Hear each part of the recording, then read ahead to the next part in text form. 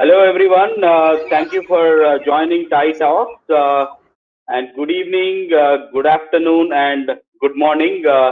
One of these days, these webinars are going global, thanks to all the chapters who are supporting us from across the world, and also the associations, bodies, and the incubators, startups, entrepreneurs who have joined this webinar. Before we jump in right into the topic, we'll quickly talk about couple of things. So this series of webinars, TiE Talk, comes to you from TiE Hyderabad. TiE Hyderabad is a chapter of TiE Global.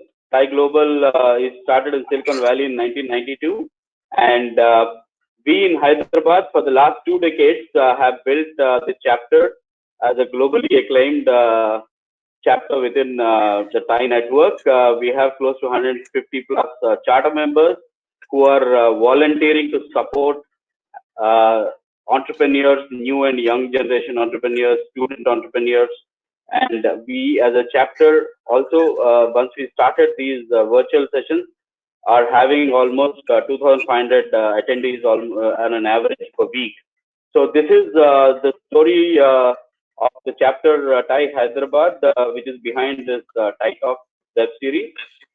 We jump in right into the topic. Before that, quick guidelines for the participants. You will be mostly muted all through the webinar.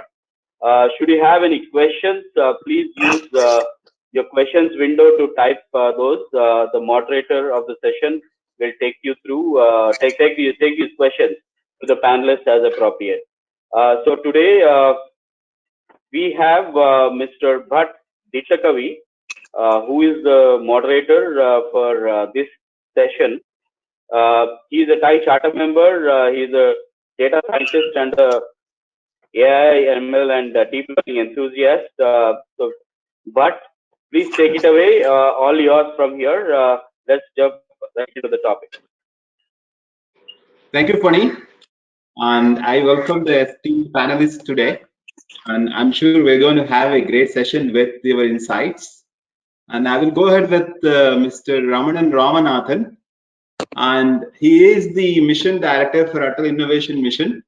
And we have next to him Mr. Sandeep Varma. And Sandeep Varma is with SIDBI since 1991. And we have who is on the phone. Unfortunately, his video is not visible. We have Mr. Anil Agrawal from Startup India. And just to give you a small briefing on Ramanan Ramanathan, he is in charge of 10,000 Atal tinkering labs and around 102 Atal innovation centers. And when it comes to our friend Anil Agrawal, he has a portal, he has a startup hub that has 30,000 startups that are recognized. Around 323 startups are funded by SIDBI fund of funds, and around 266 startups have income tax exemptions. So today we have an interesting panel. If you really look at it, Ramanan Ramanathan, he is about nurturing innovation and entrepreneurship. He is helping the breeding grounds of entrepreneurs. Then once they are ready, we are talking about Startup India and Anil Agrawal of Startup India, recognizing those startups by those entrepreneurs and innovators. Then finally, if you really look at Sandeep, he's going to, with his venture funding, help these startups scale up. So we have a nice story connecting all the three eminent panelists here. So without further ado, let us jump into the action. I would like to have Mr. Ramanan Ramanathan give a small briefing, a couple of minutes of briefing about what he does at Atal Innovation Mission, the kind of activities he does, including top 3 innovations or I mean the interventions that he does at his entity. So go ahead, Ramanan. Good afternoon, everybody. Thank you, Bud, for that introduction, and it's a great opportunity to connect with all of you on or reconnect with all of you on this seminar or on this webinar. And I want to thank TiE Hyderabad as well as TiE Global for facilitating this, because this is a very important opportunity for everyone to collectively not only reflect upon the current situation, but also it's a very important community we are talking about. 30,000 startups in this country, India being positioned as an innovation nation in the years ahead. So I'm very happy to be part of this. To give you a very brief idea, first of all, I hope every one of you is safe at home in this COVID crisis. And one of the most important activities at this point in time, Atal Innovation Mission is involved in, is to actually collaborate very proactively with Startup India, Invest India, DBT, the Department of Biotechnology, DST, the Department of Science and Technology, in being able to identify through our 30,000 plus network of startups solutions which are related to COVID-19. And there is a big search. I think Anil will talk more about it subsequently. But it is very important for us to identify preventive, assistive, or even curative solutions that can be deployed immediately within the next 3 to 6 months. And we are all collectively and collaboratively working on that, because this is the most important thing that to address to prevent this crisis from escalating and to even put an end to this crisis. But briefly, Atal Innovation Mission, which was set up in 2016, was set up with the primary purpose of driving and creating an ecosystem of innovation and entrepreneurship across the length and breadth of our country. And so we took a very holistic approach to do this. We said that if you want to have truly innovation and entrepreneurship spread across a country, which is 1.3 billion people, we have 65% of our country under 35 years old. We have a demographic dividend, as they call, with 150 million people, young students entering into the workplace over the next 5 to 10 years. How do we ensure that we become a vibrant ecosystem of innovation so that thousands of job creators are created and not just job seekers? And we're also living in a country where technology is changing the landscape of the world, where we are one of the fastest growing economies. We have a demographic dividend, which is the envy of many a country. So how do we bring all this together to drive innovation, to create entrepreneurship support across the country in our 715 districts? And one very important aspect that we also realized is you cannot just wish for such innovative entrepreneurial thinking in the country. You have to create this entrepreneurial thinking and entrepreneurial mindset. So we approached it not only from supporting and creating this ecosystem of incubators across the country, but we went at the school level. So we have launched thousands of adult tinkering labs across the country. Precisely 5,000 are already operational, 14,000 have been selected, 10,000 will become operational before the end of this year. And these are to create a problem-solving, innovative mindset in our school students, young school students between grade 6 to grade 12, so that they get exposure to the latest of technologies like 3D printing, robotics, IoT, miniaturized electronics, augmented virtual reality, to be able to create, tinker, and play in an atmosphere of fun and in a spirit of learning new technologies and create solutions for problems they see in and around the community. So these are adult tinkering labs. And when they go into the universities, of course, these innovative students would have to have access to world-class incubators. So we have launched a series of establishing world-class incubators across the country. 101 incubators have been selected for implementation. 66 of them are already operational, with more than 1,500 startups which have come out of these incubators, Atal incubators as they are called. The idea of these incubators is that they are not only spread across many states, because many of our incubators so far have been in the metro cities only, and they have been confined to the elite institutes like the institutes of Indian Institute of Technology, IISc, and so on. But the idea was to set up these incubators and therefore foster startups in universities and in research institutions or even in the private sector across the country. And the third initiative that we have launched is, in order to serve the unserved, underserved regions of our country, we have launched what are known as Atal Community Innovation Centers. Many of the incubators are primarily in tier 1 cities, and there are only 8 tier 1 cities in our country. So how do we ensure that tier 2, tier 3, and the rural, coastal India, hilly districts, 715 districts get the benefit of innovation? And so we are setting up, we are going to set up almost about 150 community innovation centers over the next few years. Already 24 have been selected for being able to be established within this year. The next initiative is what we call as Atal New India Challenges. And these challenges are in order to provoke innovation. So you have creating an entrepreneurial mindset in schools, you're creating the ecosystem for entrepreneurs in the universities and research institutions, and you're giving them problems to solve which will have national impact at a socio or economic level. And therefore, these Atal New India Challenges are arrived at along with working with universities, along with the ministries and with the industry. And we have launched so far 24 New India Challenges where more than 950 innovations have been received, and 52 of them have been selected to be given a special grant of up to 1 crore for the conversion of that innovation into a commercially deployable product. And finally, in order to promote the MSME industry, the micro, small, medium enterprises, we have launched what is known as the Applied Research and Innovation for Small Enterprises. It's called ARISE, and this is again with the ministries and with the industry. And this will be actually being launched in the month of June. We have already identified 7 ministries who are going to support us in this initiative, along with the MSME ministry. So these are the various activities of Atal Innovation Mission. Essentially, it gives room for innovators from across the landscape of a country, irrespective of which region they are in, or the diversity of geography, or the diversity of gender. By the way, we have in our 1,500 startups which have started, 500 startups are women-owned enterprises and women-owned startups. So that's also a very heartening thing. And 70% of our schools with adult tinkering labs are girls' schools and co-ed schools, and 70% of them are government-aided schools. So that's to give you a flavor of how we are trying to uniformly enable a fair and equitable access to innovation and ecosystem development across the country. Very good, Mr. Ramanan. And now let's go to Mr. Anil Agrawal. We would like to know what you are doing, what you have been doing at Startup India and Invest India. Let the audience know. So at Startup India, see, we are driving this Startup India mission.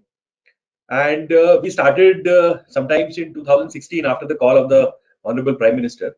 And over the last 4 years, you know, this entire ecosystem has actually come into a kind of maturity. We are now one of the largest ecosystems in the world. We have more than 30 unicorns. And now we are looking at around 100 unicorns in the next 3 to 5 years. Now, that is the strength of our ecosystem. And the strength comes from all those who are attending the seminar today. They are the ones who are powering this innovation revolution in India. And we are known for frugal innovation. We are seeing this current phase when we are actually actively managing the COVID situation. And we've launched certain grand challenges for managing the COVID situation right from end to end. Like, you know, we have an live grand challenge on COVID-19, which has 10 different problem statements, 10 different areas. They are not just related to medical and treatment, but overall management of the entire situation, which means the logistics supply, which means sanitation, which means contactless movement and entry and exit of people and all that. And you know, we have been overwhelmed by the response that we've got. There are more than 500 entries now. The challenge is open till the 15th of this month. Mr. Ramanan is heading a task force, which is an inter-ministerial task force, where, you know, all the experts from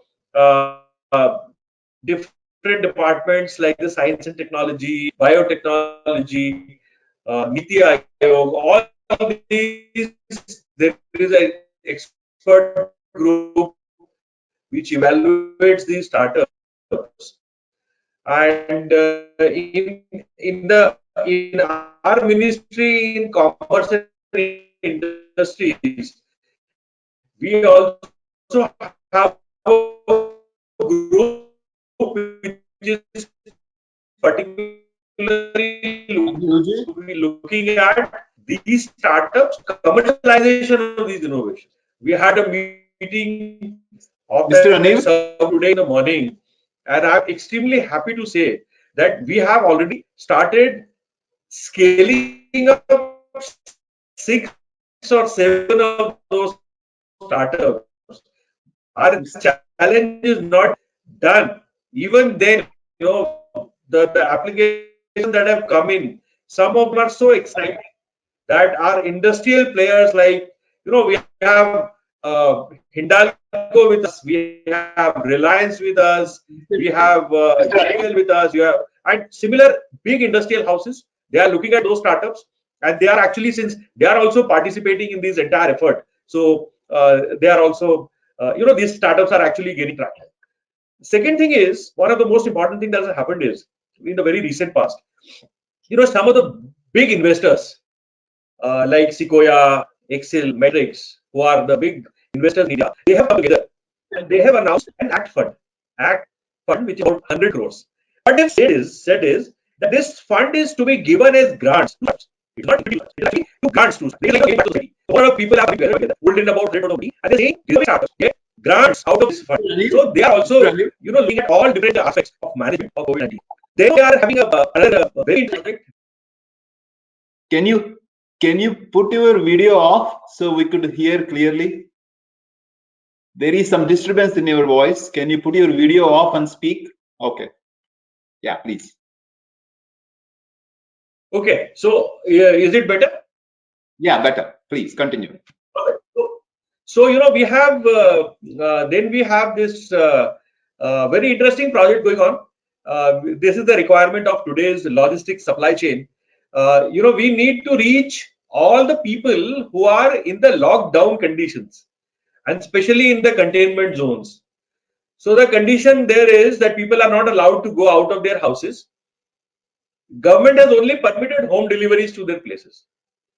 Now, all the big retailers that we have, like Reliance, Spencer's, Big Bazaar, all these people have tied up with Swiggy's and Zomato's to take retail stuff from their shops and deliver at homes. So the model of Swiggy and Zomato today have changed. Instead of serving food to the customers, they are now taking retail stuff from the bigger retailers to the consumers directly. But these retailers are the bigger ones who are enabled with technology. They have huge tech infrastructure in place. But the most important limitation of this entire thing is they are limited to tier 1 cities or major urban areas. India lives in tier 2, tier 3 and tier 4. 2/3 of our population lives in rural areas. Now that population is not served by these people. So there is a huge market which is looking for attention of the startups. And these Kirana stores, the brick and mortar Kirana stores, now those Kirana stores need to be enabled on technology, and then they need to be integrated with these technology platforms so that home delivery from there to hyperlocal markets is made possible. Now this is being done. Some of these startups, we are pioneering some of this. Some of these startups have come together, and they are actually building those linkages to be able to deliver this. The project is going in an extremely exciting manner. I want to throw this challenge to everyone here. The challenge of the retail in this country is that a housewife should be able to order in her own native language, in her own vernacular language, in Marathi, in Telugu, in Tamil, to the local Kirana store in her own language. And that person should be able to deliver her stuff at her home without using his own employees. Now that is the kind of challenge that I'm throwing out. We have been working with WhatsApp, we've been working with delivery, we've been working with Global Linger and Goodbox, and the pilots are all going. But this is a thought that I'm opening to everyone. Anyone who wants to join this project is most welcome to join with us. And this is absolutely open ground. All principles are known to everyone. Everyone is an equal partner, and we will facilitate all of you who would like to participate in terms of facilitation and handholding. So this is what we are doing currently in terms of the COVID storm, and how do you ride the COVID storm, as you are saying. So this is the context. I just wanted to focus on this. Apart from that, we've had a seminar about 10 days ago. We had a lot of issues relating to regulatory relaxations, which are required by the startups, relating to income tax, relating to GST, relating to compliances of the Companies Act. So there are three broad areas in which we need relaxations from compliances. Some of them have been done. Others, we are engaging with the Ministry of Corporate Affairs, Finance Ministry to get them done. We would like to have your opinion on what are the most challenging issues that startups are facing now and how to write them. And is it some way that government can do something for you? I must also tell you that we are also looking at a credit guarantee scheme for startups. So now we understand that now fundamental issue that all startups are facing is a liquidity crunch. We are looking at how to pay salaries. We are looking at how to do our POCs, how to access markets, because we can't get out of our home. So everything is still now. So we understand that banks will be able to lend more now, and then they will require some kind of an assurance. So at DPIIT, at Startup India, we are actively working at a credit guarantee scheme for startups, where startups can be able to take loans from banks, SIDBI, and maybe some debt funds also. Larger amounts can be given by debt funds. And we are looking at guaranteeing a part of those loans to startups. So that is something that we are doing now. Another thing that's we are doing is we are creating a Startup India seed fund. At the seed fund, as of today, there are two streams of working through this. So now the thought is that the seed fund will be granted to the incubators. All the incubators that we have, we'll select incubators who are the worthy ones. We'll have matrix for them. We'll give it as grants to incubators, and then incubators will give either equity or grant or debt to the startups. We don't expect anything back from the incubators. That becomes a revolving fund with the incubator to keep funding the startups as and when they mature. So these are some of the initiatives that we are taking, and then I look forward to coming back and answering some of your queries later on. Thank you. Very good, Mr. Anil, for a detailed description of the programs that you look after, and also the context of COVID and the challenges that you are throwing at the audience and India in general. We will get back to you. And now we'll go to Mr. Sandeep Varma. Please give a 2-minute quick brief about what you do at SIDBI and the key activities of SIDBI, please. Yeah, good afternoon, everybody. As you may be knowing, SIDBI is the principal financial institution for MSME. So basically, this is for us, the entire MSME, all the activities, promotion, development, and financing, all these things we do, and we also coordinate the activities of other institutions which are engaged in doing these activities. Now, we have plethora of activities which generally is taking place in SIDBI, starting with the promotion and developmental activities where we do the hand holding, help them grow, and once they grow, we give them the direct assistance. We also have the direct assistance kind of direct assistance portfolio where we go directly to the MSME borrowers and help them out. And we also have, which is our larger business, that primarily we had been a refinancing agency. So we are a resource provider to the banks, the NBFCs and whatnot, so that they can finance. And a major chunk of our activity is the microcredit financing, where we finance through the MFIs.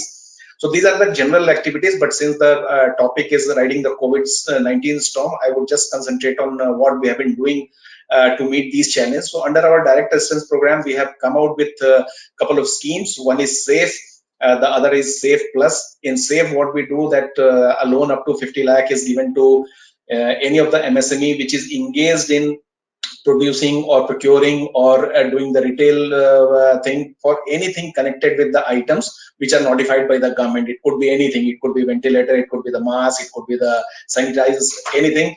and without any collateral guarantee, this loans are being given. This is for term loan purpose, for purchase of machinery and all. Another variant of this SAFE is SAFE Plus, where we give working capital term loan. So wherever, like everybody has talked that the industries are facing the liquidity crunch, to help them tide over their liquidity crunch, we have come out with SAFE Plus, where working capital term loan up to 1 crore is given. This also is collateral free, and both of them come at a very nominal rate of interest at around 5% rate of interest. Coming to the startup ecosystem, we have realized that startups are also facing the huge problem, liquidity problem, and the mere existence is at stake.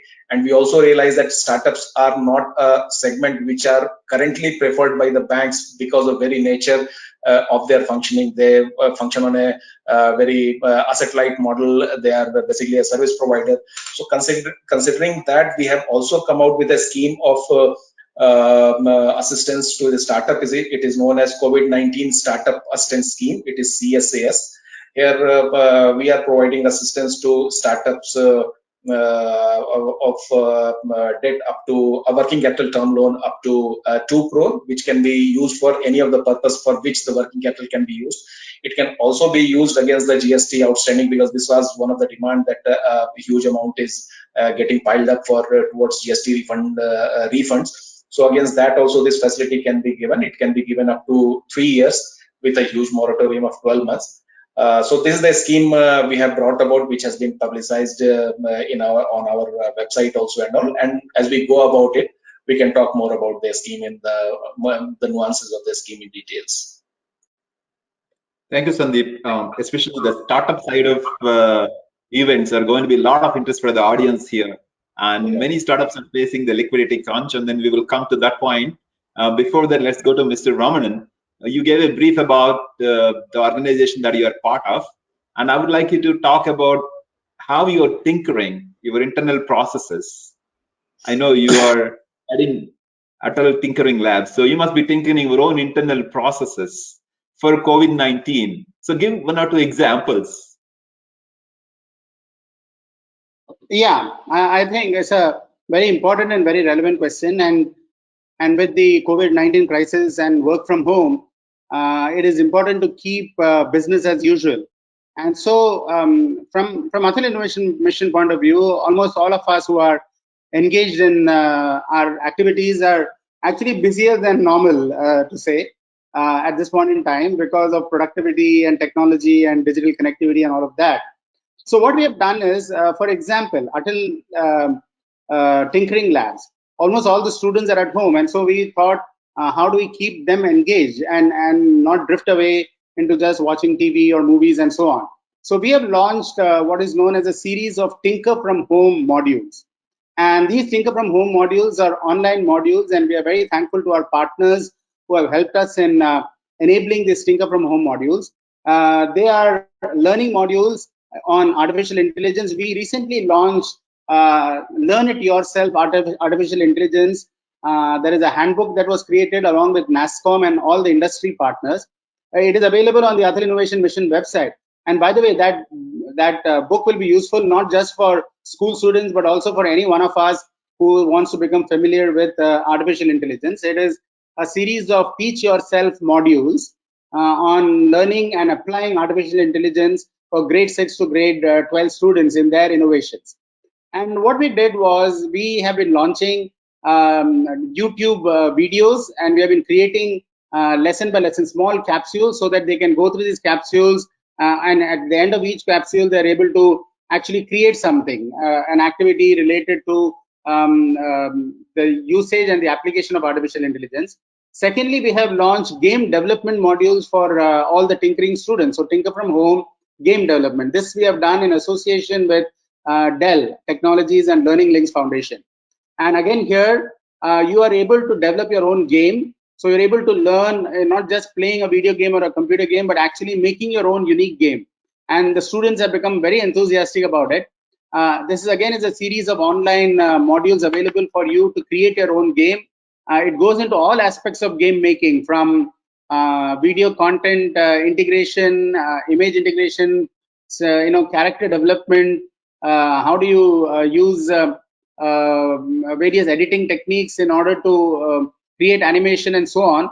And then you can create your own game, create your own unique game along with your friends and with your family. So this is the second module that we have developed, and there are 3 versions of this game development module that we are launching. We already launched the beginners module. The second will be the intermediate module, and the third will be the advanced module, which will be released in the subsequent weeks. And the third thing we have done is for all the teachers and the mentors, the success of Atal Tinkering Labs is totally dependent on the success of its teachers and its mentors. So we have, along with Adobe, launched professional development webinars for all the teachers and for all the mentors. You may be aware that we have, like I said, 5,000 tinkering labs, and in each tinkering lab, you have at least 2 ATL in charges. So it's a network of almost 10,000 teachers, and therefore it's this time is an opportune time for us to get their attention and for them to be able to undergo these seminars, this certificate. And there is an e-certificate that is generated at the end of it. That will be a test that is also administered online for their own self-assessment, and this helps in their professional development. And we also have close to 10,000 mentors registered on the Atal Innovation Mission Network. So we have these modules are also available, and the modules that were launched with Adobe are related to digital skills and creativity. So you use Adobe Maker for that. You can leveraging the Adobe Maker platform, learn a whole lot of how do you ensure that digital skills and creativity skills and innovative pedagogies of teaching. They learn all of this so that they can apply it to their students when they go back to the schools. And finally, we are asking all the students to feature their innovations, their games, their AI artifacts that they are creating onto the platform so that it is visible to everybody. And they can also launch their own little YouTubes of how they have gone about developing that game or developing the AI module. And so this has created a lot of excitement. I'm also very pleased to say that many of the students have proactively also developed solutions for the COVID-19 crisis. In fact, there is a school from Goa, Hyderabad school, where the students have launched a contact tracing platform. There's another school from Jammu and Kashmir. They have launched similar global contact tracing along with the Indian cities, and particularly in Jammu, focusing on Jammu and Kashmir. There are students who have created sanitizers and 3D masks using 3D printing. So these are all the various ways in which we are making sure that the tinkering community is very vibrant and continues to look at what it is doing. On the other hand, for the incubators and the startups, we have taken this opportunity to conduct reviews and interactive sessions with all the incubators. So with every incubator, our team is sitting down and also understanding some of the challenges that they are having. We are taking the opportunity to review the performance of the startups and identify which of the startups are having solutions that are relevant to our crisis, and which are the startups which are having other solutions, and how do we support them. So there is a whole lot of online reviews and so on which is going on. And the third thing was for community innovation centers. We are in the process of doing due diligence. So while doing the due diligence of these community innovation centers, we are also taking the opportunity to have professional speakers come and speak of what it goes to make a world-class community innovation center. Because I do believe, that this COVID-19 platform, a COVID-19 crisis, there is a real focus needed for how do we ensure there are 600,000 villages which are in our country have very vibrant community centers, and we want to create hubs of community innovation where these innovations which are relevant to a particular set of communities can be replicated and can be scaled. And so we want to create innovations specific to the community and also convert a whole lot of jugaad innovation into reliable, robust communication, robust innovations. So this is, again, what we are doing is we are taking this opportunity to conduct a whole lot of interactive webinars by which experts interact, and we also look at some of the innovations and give suggestions as to how you can convert some of this jugaad innovation into replicable systemic innovations. Very good, Mr. Ramanan. Glad to learn about even our friend Anil talked about how do you take care of tier 2, tier 3, and then you're going further and then talking about innovations for the local hubs, through the local hubs. And this is really interesting. And I'm not sure whether Mr. Anil is there. Mr. Anil, are you there? So while we wait for him, I have a couple of questions to Sandeep. So Sandeep, you have some commitments so far already for the beneficiaries of the program. And do you plan on keeping those commitments? And then do you plan on having the continuity of the programs that you have been part of Yes. during the current crisis? Yeah. I mean, see, basically, if you see for the venture capital side, we have two kind of programs that is going on. One is the fund of fund activities, which of course we are doing on behalf of DPIIT. So there, in fact, on account of COVID-19, there is accelerated activity. I would say that we have gone proactively to all the fund managers, asked them what is their requirement for meeting the drawdown so that they can pass it on to their startups. So that has been made very, very effectively, and as on date, there is no commitment, there is no capital drawdown request which is pending from our side. In fact, as I told you, we told them that whatever you are planning, if you can submit it in advance, so that the liquidity crunch is not faced by the startups. So that is as far as the release of money to the already sanctioned or already committed AIFs are there. On the other hand, we are also actively working on to sanction this commitment to new AIFs also, and the meetings are scheduled in a much more aggressive way than it was earlier, because the need of the hour is realized that the startups are going to face the problem. And another point is that the AIFs also will be increasingly find it difficult to raise money from overseas investors, because that is almost going to dry up, and SIDBI being the largest institutional investor in the country, so we have to be on the forefront. So the activities has actually increased after this COVID-19 storm. And the other activity which I was talking about, this scheme has been launched basically to meet the challenge being faced by COVID-19, as the name of the scheme itself suggests. So keeping in mind the liquidity crunch that startups may be facing on account of this pandemic, the scheme has been drawn, and there we are committed to meet the deadline that we have set for ourselves, that we should not be taking much time, not more than a week's time in getting the application and actually releasing money to the startups, because that is the need of the hour. If it is delayed, then that impact of the scheme also will be lost out. So absolutely on track, and whatever commitment is there, we are going to fulfill all of them in a much more stronger way than ever before. Very good, Mr. Sandeep. How about you, Mr. Ramanan, regarding the commitments and continuity of the funds and programs? Yeah, so the commitment to all our programs, whatever we have done so far, remains. So there is absolutely no defaulting from that commitment. What is definitely going to get affected at this point in time is, when the lockdown ceases and people are able to come back to normal work, because our distribution of our funds and so on is based on milestones that are reached by the incubators and by the startups associated with them. And so it is important for them to be able to resume their activities at the earliest, in order to be able to meet whatever are the milestones that each of them have.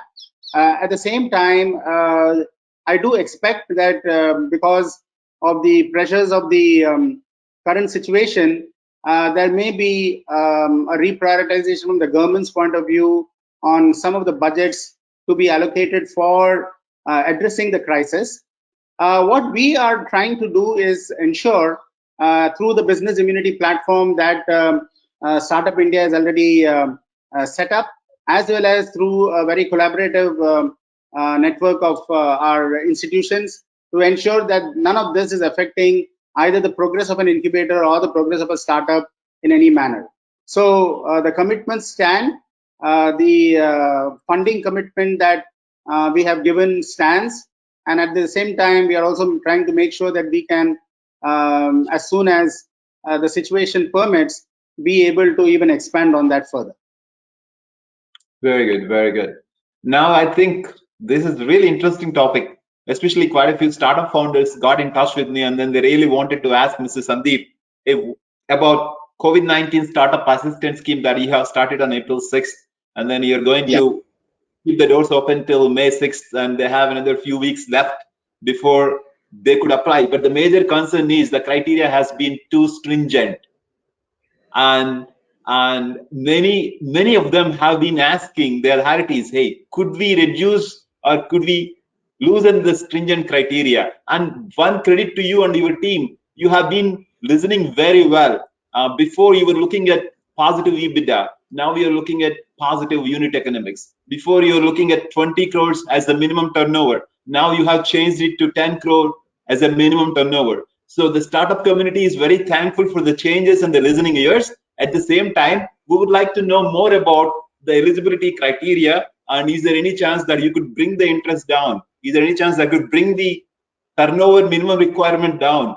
Is there any chance that you could bring other elements such as minimum number of employees on board down? I know you have already adjusted the 50 minimum required to adaptable, something that you would reassess when you look at the application. So you are doing your best, and then we really appreciate the way you have been doing it. But we would like to know from the startup community what kind of additional flexibility you can give them, because this is the dire situation that the startups are in, and it's going to be a big help for them if you're going to talk about some flexibilities that you could extend. Let there be interest rate, or let there be anything that comes to your mind. Yeah. See, the basic thing we have to keep this in mind, that this is a debt product, and as our scheme also sets the context right in the beginning, the preamble of the scheme itself says, though financing sub debts to startup is not our forte. I mean, we have never been doing this. Basically, ours is a credit providing. Either we provide normal credit, which any other bank does, and that too mostly term loan.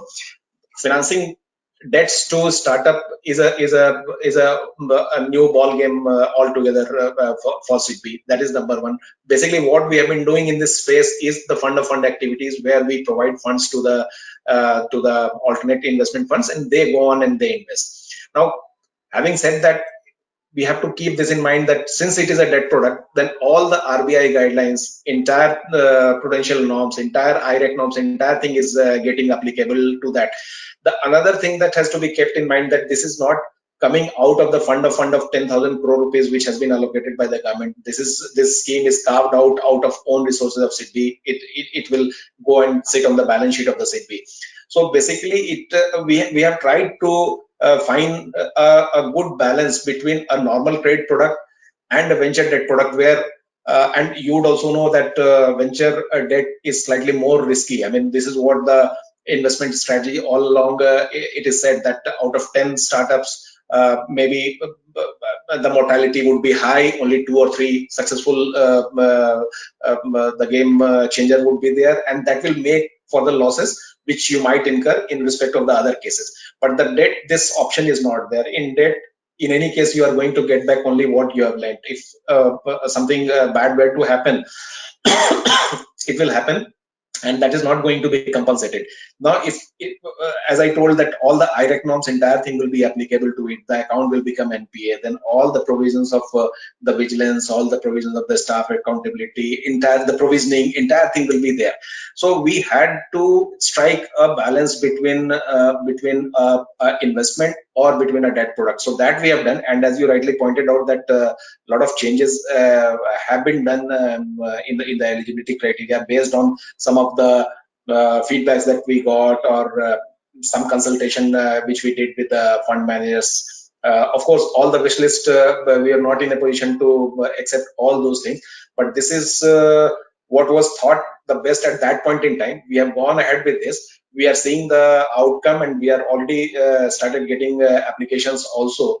So basically, they are takers, and since the corpus also is a small corpus, with a small corpus we have started, so we are just testing the ground, and we'll see with regard to change in the criteria and all. We'll see to it once we reach a situation where we feel that this criteria or these conditions are really detrimental to the scheme and it is taking us nowhere, perhaps that will be a point of time where we, will just have a review and see some of these things. But these are still early days. As you said, on 6th we have launched the scheme, and today is only 10th, and the flow of applications is already there. So we are just waiting and watching. If something emerges which really compels us to have a relook, maybe we can do that. But right now, we feel that this criteria is a well thought out criteria. I mean, I agree that had it been more liberal, it would have helped a more number of startups. But the limitations, as I told you, it's a small corpus from where. And the idea of this was, we never claim, and we are not here to claim that we will alone be able to take care of all the startups. The idea also was to do a demonstrative effect, that if a small institution like SIDBI can do it, if the other banks also emulate this initiative, and they also kind of launch a scheme and start doing something like that. So that also was an idea of launching this scheme, that perhaps we can give some idea to other banks also. They can also start something of this kind. So collectively, that would be able to help a large majority of startups, the problem they are going through right now. See, one more question, Mr. Sandeep. There is a major challenge for bootstrapped successful startups. Okay, they have been earning crores in revenues. They haven't raised any funds. And they are stuck for the liquidity. They don't have free cash flows. And how do you fix this problem? Is there any way that you could think about it, come up with creative ways? Because their balance sheet was looking good until before COVID. They have been doing everything right according to the government regulations. I mean, can you help them with some kind of refunds on the GST or anything that you could do, or you could promote or discuss with your other authorities to make this happen? See, basically, the idea of going through or going to only those startups which have already been funded by some of the AIFs, or a couple of equity round, or at least one round of equity infusion has been done. This idea was to expedite the scheme. See, because what happens that we are not in touch with these startups, because as I told you, they are not our domain. We do not go out to the startups and all. And one startup comes in, he sends an application. So we are relying totally on the investors who is dealing with that company day in and day out, because they have done the investment, they know the potential, they know how this company is going to behave despite COVID. They know how this company's where this company's future lies. So we are trying to leverage onto that. That's why, if you have seen in the scheme also, it is said that it has to be recommended by the AIF. So if any deserving startup is coming, the AIF is recommending, then our task is, to that extent, it is taken care of the KYCs, the due diligence, and the financial appraisal, then the analytical analysis. All these things are taken care of, and we are able to save time. So basically, we are leveraging on their expertise. Nobody is going to say that this is the ultimate authority. I mean, ultimate coverage that we can have. That even some case which has been which will be recommended by the AIFs, even there could be problem later on. But at least there is something to bank upon. So this was the idea why we are not in the first phase, at least, we are not going to startups which are not funded by any of the AIFs, because that would become very time consuming. Then it becomes a proper debt product where I go directly and do the entire process myself, and that takes a lot of time, and the direct control also is not there. So that is the idea. Then again, as for other criteria we were talking about, I mean, depending upon the response to the scheme and how it really moves ahead in times to come, in a week's time or 2 weeks' time. Based on that, if the situation so demands, then perhaps this can be looked at. But this is more from the operational point of view and a comfort to the bank that, okay, this company is being recommended by somebody who is dealing with this company day in and day out. So precisely for that comfort, this condition has been put in. Right. So again, regarding GST, do you think you have anything to say? This is there. I mean, if you see our scheme, the amount that we this also can be. But they're not qualified because they don't have AIC. I mean to say, Alternative Investment Fund, AIF. That would be a challenge. I mean, if this condition is changed, In fact, this is a scheme which can be brought about by any commercial bank also can think in terms of, because GST outstanding would not be forming part of the working capital cycle. So a commercial bank also can come forward and give this against the GST outstanding that can be assigned to the bank and it can be given. But right now in this scheme, though the item is eligible, but if it is getting disqualified or not getting qualified for any of the other eligibility criteria, then that could be a challenge. I mean, if the startup is not able to get the assistance, then of course the purpose for which it can take is immaterial. But those who are eligible and coming, for them this condition is there. Against that, the GST outstanding refund also this amount can be given. Right. See, the current open challenge is that there are thousands of startups out there that won't fit the bill with the criteria you mentioned, the first 11 points or first 10 points. And despite the fact that they were healthy before COVID, they have been very, very sincere about the way they have run the business. They took care of their employees very well. Even in the current downturn also, they are taking care of their employees and their safety, their financial stability. But then they need some kind of oxygen. These startups are on incubation, or incubator now, and they need some real oxygen. So I really would like you to put forward to your internal teams and come up with a newer scheme for those startups, making sure that it is a win-win model wherein you are not at the receiving end. At the same time, the startups that are self-funded, the startups that are bootstrapped but highly successful are taken care. Yeah. We don't want 1 out of 4 startups shutting the shops. But I would also like to make it very, I mean, we all understand this will not be in the entire capacity of SIDBI alone to take care of the entire startup, because even if we were to relax this condition, because ultimately the resources will have its own limitation. So ultimately, as I told you, it has to have a demonstrative effect. Then other players also, the other commercial bank, other lending institution, they also will have to come forward and devise a scheme like this. So that only will be able to really solve the problem of the majority of the startups, even if I'm going to relax the condition. But suppose the corpus I'm not able to raise, because there obviously the limitation would come that each bank or each lending institution will have, since it is hitting or sitting in my balance sheet, I'll have a limitation on that. So even if I relax, suppose my amount is X, so I will be able to lend out only the X amount, whether I lend it to A, B, C or D, E, F. That is of course material, but not material in terms of the amount spent. So unless until this X becomes has a multiplier effect, X becomes maybe 3X, 4X, 5X, or maybe X square. So that is the aim. That was the aim when we devised the scheme also, that we do not want to be the lone warrior there. Maybe some institutions will see this and see some merit in the scheme, and they'll come forward. And once everybody comes forward, then perhaps there will be enough resources and enough flexibility in the schemes also will be available to take care of the startups. Otherwise, single players, it definitely is going to be a challenge, whatever condition you put in. It would, in any case, it will exclude somebody by virtue of condition or by virtue of the corpus getting exhausted. Right. No, we understand your situation. Hopefully, the other bankers can come together with you and then come up with a scheme or a challenge with the help of Startup India to make sure we could solve this open problem, because this is really a big problem. And many retail startups are in big trouble because of this. And because they don't have any footfall happening into their retail stores because they are closed.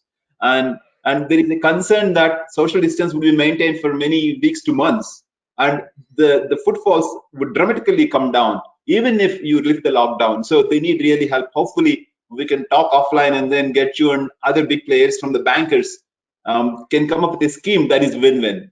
And I would like to know whether Anil is back. I know he had a call from the minister, so he had to step out. Mr. Anil, are you there? Yes, I'm back. Yeah. Okay. Yeah. Okay, you have heard some connected. My audio is okay. So I am slowly opening this up for the audience. So there is a question for you, Anil, from the audience. What would be the eventual result of grand challenges? Will they get the work order? What would be the eventual result of grand challenges? Okay. So now, Will they this get grand work challenge order? that we have. How the pricing would be? Let me just finish 1 second, sir. Will they? How do you decide the pricing on the work orders, and what will be the process? This is one question from the audience for you. Now, you see, this grand challenge is not a grand challenge in a typical sense, where we are saying that, okay, now you get an idea and then a problem statement is given and then you work on that idea on a POC and all that. No, this is not a grand challenge in a classical sense. It is actually an invitation to solutions, possible solutions. And it is not just open to startups, it is open to all companies also. Here we are looking at solving problems as a nation. So what do we need in various aspects of problem solving and the management of COVID in cities physically? Like, for example, how do we manage a containment zone? If you have to manage a containment zone, there are a whole lot of issues involved.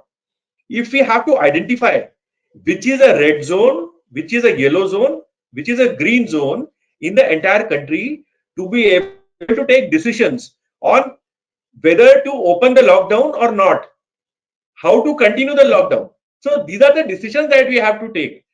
All these solutions which are available with the ecosystem, which may not be startups, are all welcome. So it is not just open to ideas, it is open to working solutions.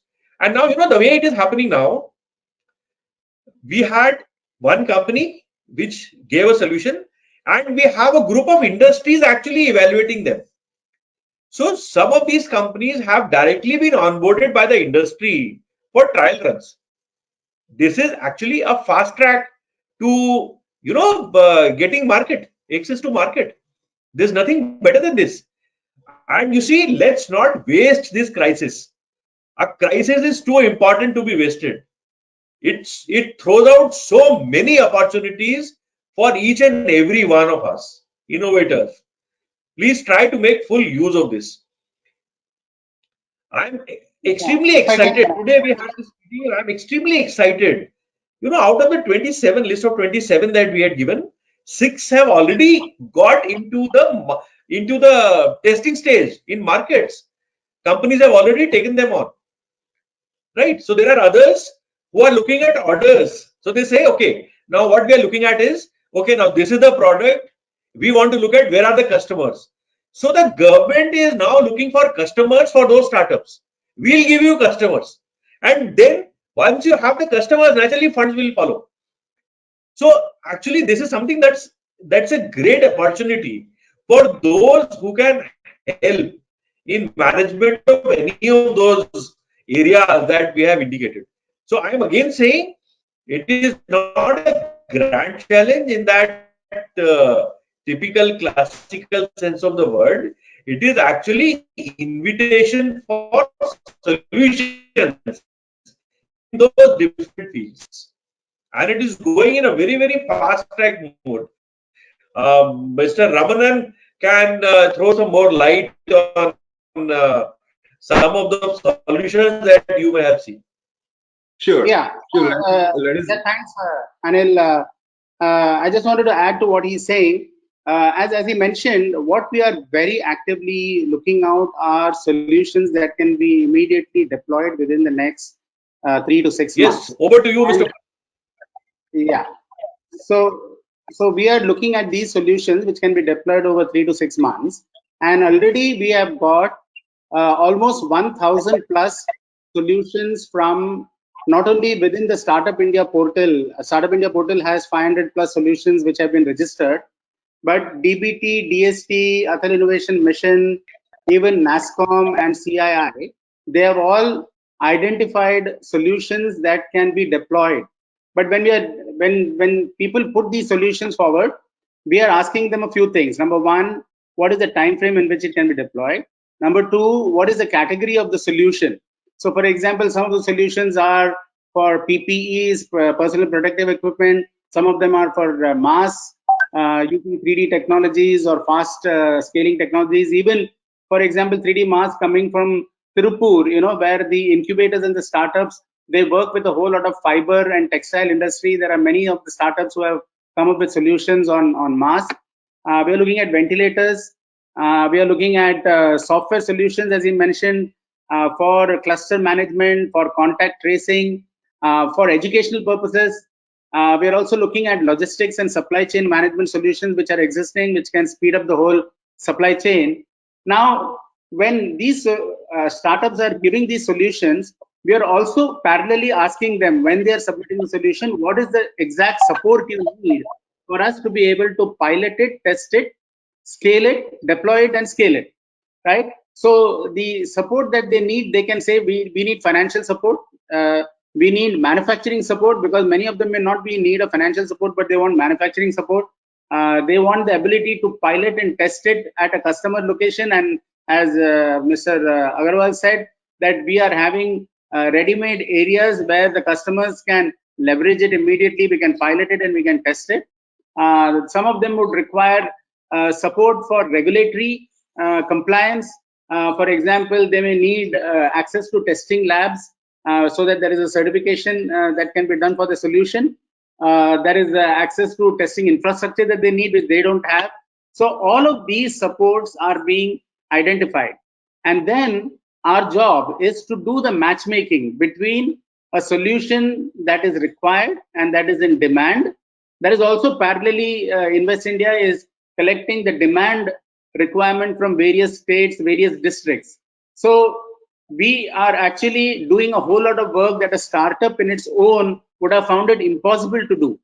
We are becoming a center point of collection of information of solutions, collection of information of support providers who are providing financial support, manufacturing support, logistics support, and a point of focus collection of information on the demand that is required, that is sprouting up across the country. And then we are doing the connections between the solution provider, the support required, and the end customer. And so, as Mr. Agrawal said, this is a fantastic opportunity for all the startups, not only to look at what existing solution, because nobody imagined the COVID-19 crisis. Nobody thought that this crisis would come. But many of the solutions that startups have been developing, some component of the solution may be applicable to the COVID-19 crisis. And that is what we are asking the startups to creatively, again, relook at their existing solution. Where somebody must have been developing an AI algorithm for something, but that AI algorithm can potentially be used here. Somebody was leveraging 3D printing for some other thing, but now maybe you can shift your attention and do this, and some portion of the design, some portion of the solution can be directly applicable here.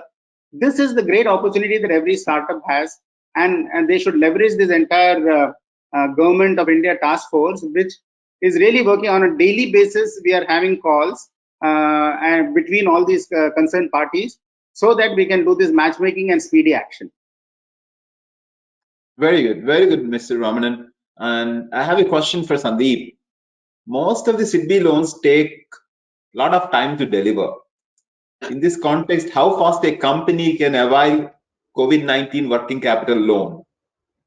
This would be, this is one of the reasons I mentioned also, because here we'll be riding on the recommendation given by the alternate investment fund. So it would be quite fast, and it in any case should not take more than 7 to 10 days. Within that time, we are that is the timeline that we are fixed in. That within that time, the amount should be released to the startups. Right. Okay. And we have one more question for Mr. Ramanan. Most of the programs that you have are for product solutions that have to do with product making. How about services? Do you have anything for services? Well, actually, that's not exactly true. Most of the thing is for innovations, and the innovations can be of two types. One is products. The other is solution innovations, where service becomes an integral component of that solution. So asset-based solutions and services is what we are looking at. And in fact, quite a few of our incubators are also in entrepreneurial development. For example, we are encouraging incubators which can leverage technology to create thousands of entrepreneurs. even in livelihood entrepreneurs for that matter. Some of our incubators are actually enabling, women entrepreneurs in the areas of food products, in the areas of agri development, in the area of textile stitching, and so on and so forth. But they leverage latest technologies like robotics, robotic-based machines, automation machines, to be able to speed up this entire process, designing on 3D printers, some of the handicrafts, and so on and so forth. So there is that it is not necessarily related only to product development. It is also entrepreneurial and livelihood development, leveraging technology. There is a component of technology that would be involved in everything that Atal Innovation Mission is supporting, because that is the purpose of the mission. How do you leverage technology and emerging technologies which are affordable, accessible, advanced, to be able to create solutions and services that is going to help create jobs. Our ultimate purpose is job creation, and anything that is facilitating job creation with the help of technology is something that Atal Innovation Mission will be actively supporting. So there are other ministries for skill development and so on, like NSDC and so on. And while we'll work with them, they have a very specific task of skill development and on various professions and so on. What Atal Innovation Mission is doing is ensuring that there are deep tech solutions which can actually spawn a whole lot of entrepreneurial development, and there are also affordable, frugal solutions and innovations that can help in deployment in across the MSMEs or in the startup industry, or it can create the next Flipkart or the next Ola in the country. So that's the spot in which we are focusing on. Very good, very good. Well, I have quite a few questions. So if you could make your answers brief, we could address more questions if you're okay. A small request for you. So I have one question for Mr. Anil. Could you provide new schemes for companies that are into food startup but that don't use any technology?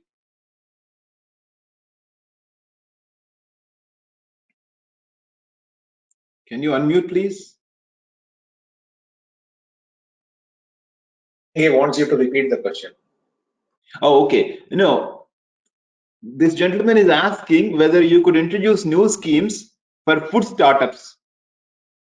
Food is essential in the current situation, and then they're working their best, but they don't have technology to back themselves up with. So could you still have schemes for them? Food supplies is what they are into.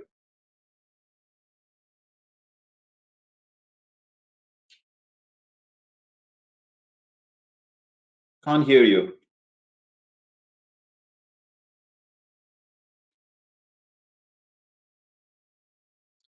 I think he's on mute. Okay, we will get back to him. And I have another question. This is for Sandeep. Somebody really wants to know how many fund disbursements have you done in the current COVID-19 situation? What's the real scenario?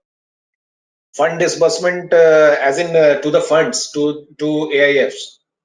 Yeah, through any channel. Yeah. If that is the question, in the month of March, after this actually it magnified, I think in the last week of March itself, we have done more than 100 crore. So around 8 to 10 funds. As I told you, we proactively we ask the funds that if you need any fund, if any capital drawdown is to be done, apply to us immediately so that we can do it. So by 31st March, during that week, the last week of the March itself, we had done around 87 to 88 crore.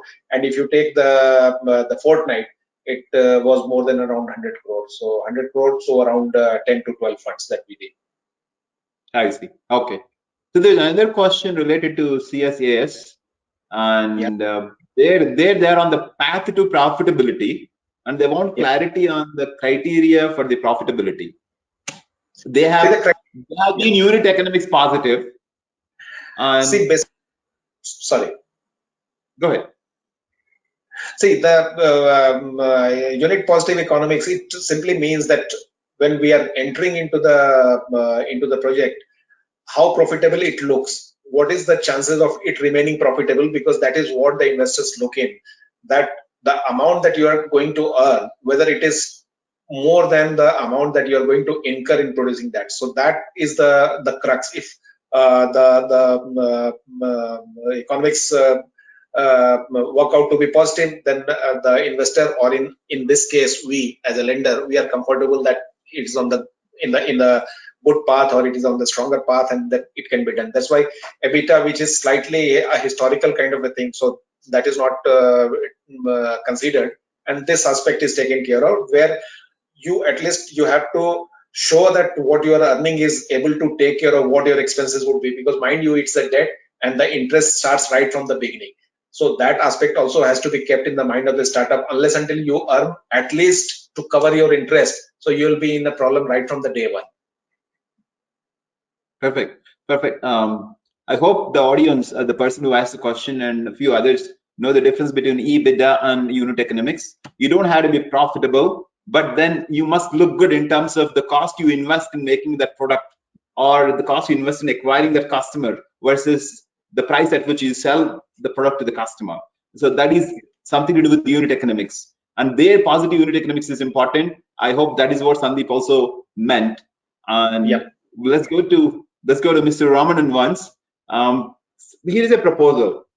You have around 102 incubators. Each incubator is getting funded around 10 crores, and you are hoping to produce around 5,000 startups in the next 4 years with this kind of funding.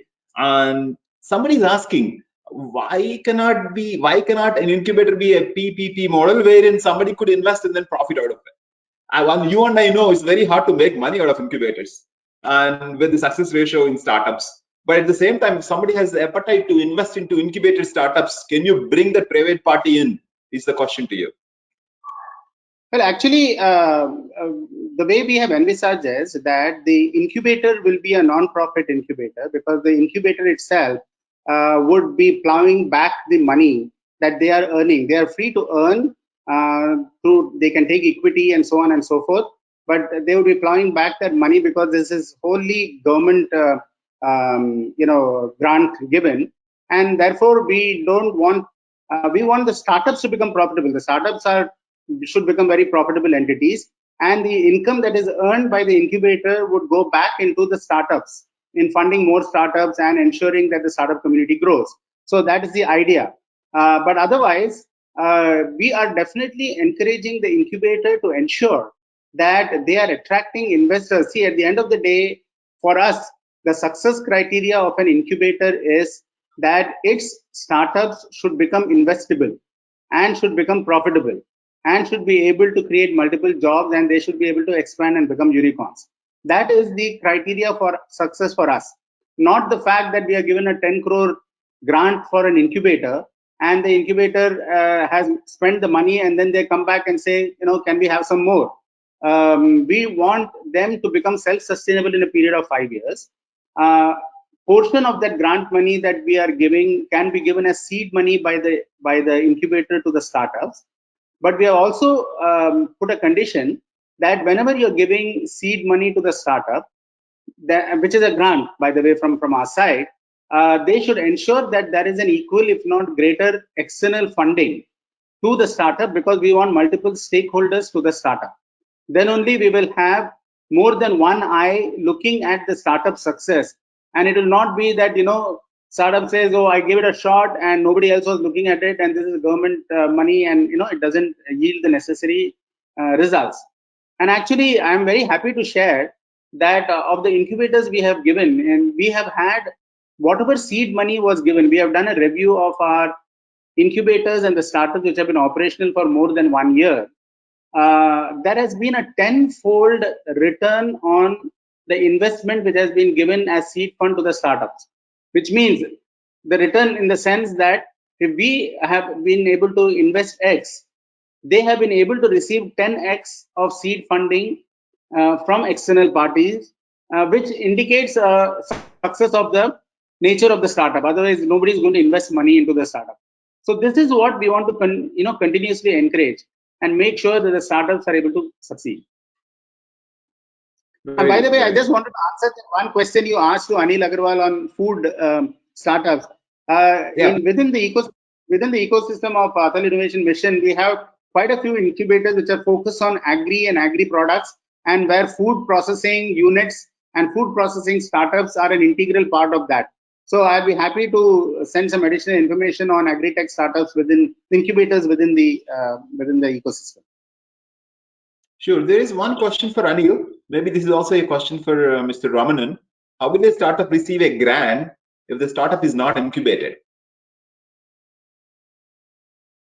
Okay, I can say from an Atal Innovation Mission point of view, we are giving only to incubator who will, and the startup has to become part of the incubation system in order to receive the seed funding.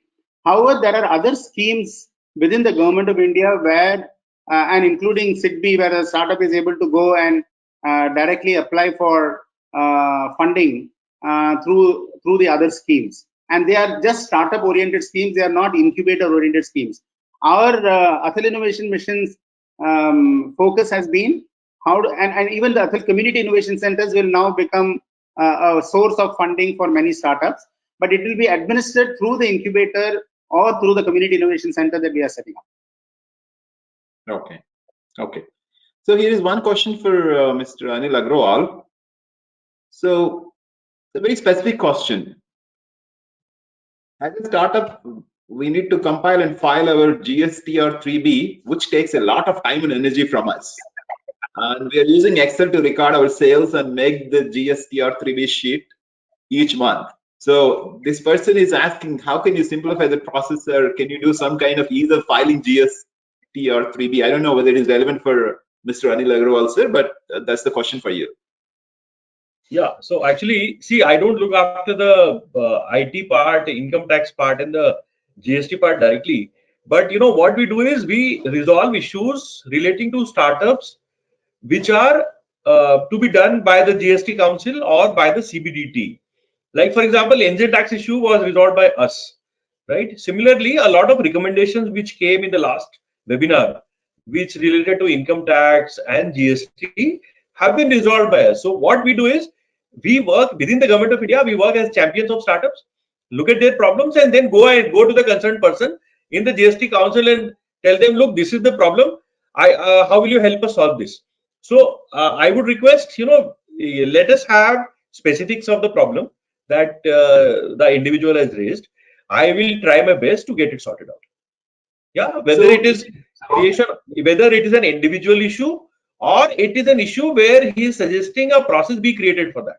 So that also can be done.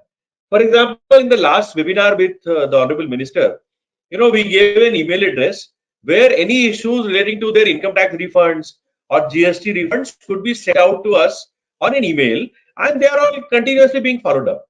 So that is something that has been done. So if you need any help, something like this can also be done. And to add to that, one more question for you, Mr. Anil Agrawal. You talked about credit guarantee schemes, and many of us would like to know more about those schemes. And if you can point us to the right place, or how do we get to know about them in advance versus whenever you are planning to announce them? Yes, so credit guarantee scheme is very much on the cards. It's on the table with us, almost in the final stages. You can expect it as early as within a fortnight's time before before this month ends. That is what we are targeting. And the idea is to give comfort to banks to give collateral-free loans to the startups. They could be given loans against their refunds, pending refunds, or the working capital loans without collaterals. That is what we encourage. Similarly, there could be requirements by startups of getting debt funding from AIFs, which do larger, the ticket sizes are larger. Even those will be guaranteed by us, so that a larger pool of domestic capital is available for startups to be invested as debt.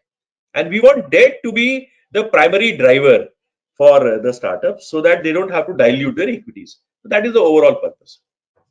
No, very good, very good. This is very interesting. And in this context, can you provide an email ID or a contact that we can reach out to get more questions answered? Oh, okay. So what I'll do is just give me one moment. I will just give you the email address which you can type it out. Okay. Okay. So while you pull that out, I would like to go back to Mr. Sandeep Varma. Question is the same. I know you have shared with us a couple of email addresses that we need to write to for the SAFE and other programs. So we will share the same thing with the audience. And if they would like to reach to your team directly on a specific question, is there any communication we can establish with you or your team member? One can reach out to, in fact, the ad that we have come out in the media. There also the contact details are given. These numbers belong to senior officials, so they personally, in fact, it is a mobile number, so that any time they can be approached. So these numbers are already there on the website also. Whatever ad is there, in that ad is there, so they can reach out to. And in any case, that mail ID that I have shared with you, that can be given to the audience. They can reach out to us. Sure. From TiE, we would email to each and every participant, so they would have all these contacts and email addresses. And the same thing with Mr. Ramanan. If they would like to reach out to you regarding Atal Innovation Mission and its components, what would be the best way to reach? Yeah, actually, the email ID and there is a help desk center also on the website. So www.aim.gov.in. All the details are there. My own email ID has also been, I mean, all the details about me seem to be published everywhere. So my email ID is r.ramanan@gov.in. So I can share it, but please use it judiciously. Very good. I hope the audience have heard it.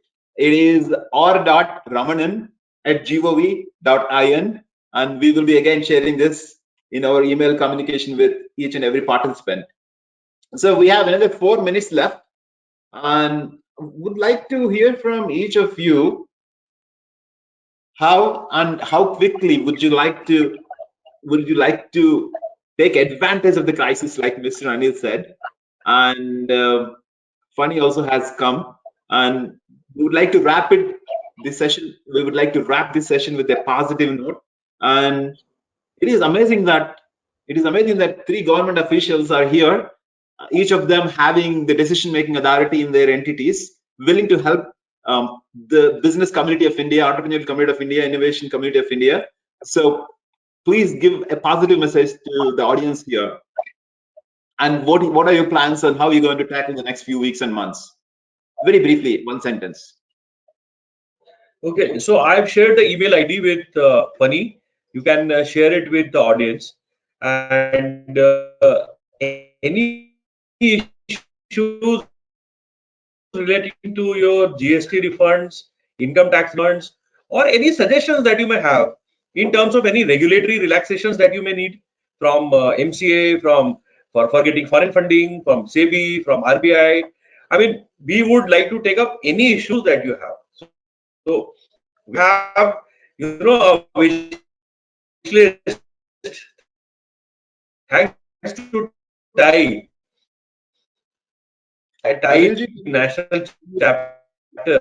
Can you put off your video? We have a wish list of 41 items that we are taking up with, CBDT, CBIC, MCA, and so my point I would like to make this is, please make use of this opportunity. Y2K was a major opportunity for Indian IT ecosystem, and this COVID needs to become a major opportunity for startups. We need to think global. We need to capture the global markets based on these opportunities that are being thrown here. The entire world is looking at our leadership, not only in terms of how to manage a crisis. We have already are the way we function as a nation, as a country. This is being recognized across the world. They are looking at us for medicines. They are looking at us for processes.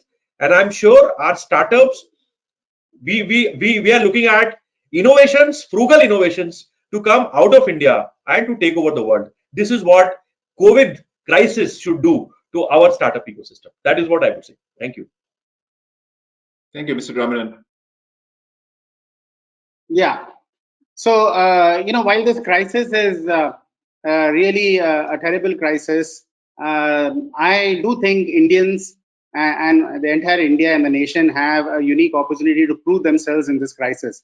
and to be able to overcome this crisis in the shortest possible time with the least possible harm. But what that requires is a tremendous amount of innovation and creativity to be unleashed, especially by the startups, the startup community, the demographic dividend that we so proudly talk about. This is a unique opportunity for all of us to reflect on quite a few things from my point of view.